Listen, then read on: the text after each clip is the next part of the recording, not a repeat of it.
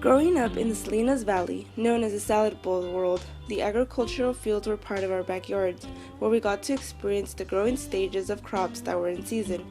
But as the population is increasing, there is going to be no choice but to reduce farmland to create more homes. Only the most productive farmers are the ones that are going to be able to grow. Agriculture today is not the same as agriculture in the past. The reason for the change is that farmers are transitioning to modern agriculture. Modern agriculture is a term used to describe the wide type of production practices employed by American farmers. It makes use of hybrid seeds of selected variety of a single crop, technologically advanced equipment, and lots of energy subsidies in the form of irrigation water, fertilizers, and pesticides.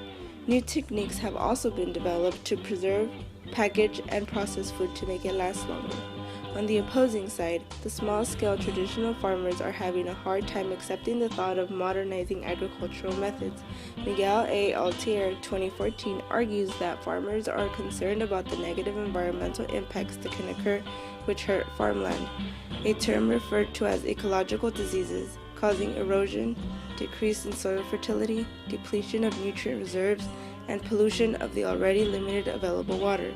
Also, adapting to new modern innovations require large investments from the farmers, and sometimes they are limited on money and don't want to take risks. Farmers fear that if they encounter any of the issues, the cost may be greater than the investment. Traditional or modern agriculture, consumer confidence is a tough task to achieve because each consumer has different beliefs, preferences, and needs. The United Soybean Board 2014 suggests that the purchasing decisions are made by the consumer's knowledge of the product and are demanding to know where their food is coming from. However, consumers come across misinformation throughout the media and believe it is true. Also, the thought of something not being labeled as natural makes consumers believe it is processed in a laboratory, and it raises red flags for consumers. If farmers want consumers to believe that modern agriculture is not as bad as it sounds, the farmer needs to take matters into their own hands. Consumers need to be educated by the farmers themselves and not by what they see or hear in the media. Farms can host live events with booths of information to allow consumers to ask questions and receive answers.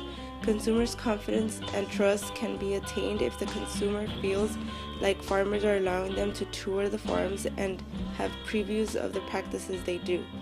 The world's population is in fact increasing, and the farmers need to be able to produce larger amounts of food. With modern agriculture, we have an increase in food supply which result in reasonably low prices.